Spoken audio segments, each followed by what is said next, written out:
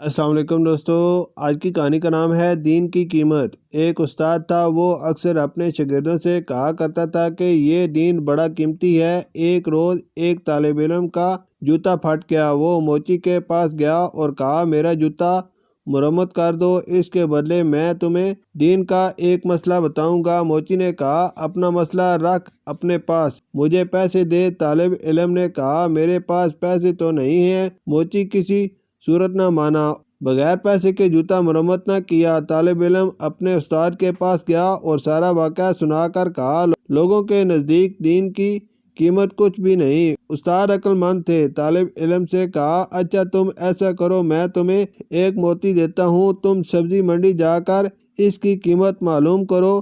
وہ طالب علم موتی لے کر سبزی منڈی پہنچا اور ایک سبزی فروش سے کہا اس موتی کی قیمت لگاؤ۔ اس نے کہا کہ تم اس کے بدلے یہاں سے 2-3 لیموں اٹھا لو، اس موتی سے میرے بچے کھیلیں گے۔ وہ بچہ استاد کے پاس آیا اور کہا اس موتی کی قیمت 2 یا 3 لیموں ہے۔ استاد نے کہا اچھا اب تم اس کی قیمت سنار سے معلوم کرو۔ وہ گیا اور پہلی ہی دکان پر جب اس نے موتی دکھایا تو دکاندار حیران رہ گیا۔ اس نے کہا اگر تم میری پوری دکان بھی لے لو تو بھی اس موتی کی قیمت پوری نہ ہوگی۔ طالب علم نے اپنے استاد کے پاس آ کر ماجرا سنایا۔ استاد نے کہا بچے ہر چیز کی قیمت اس کی منڈی میں لگتی ہے، دین کی قیمت اللہ کی منڈی میں لگتی ہے۔ اس قیمت کو اہل علم ہی سمجھتے ہیں، جاہل کیا جانے دین کی قیمت کیا ہے۔ شکریہ۔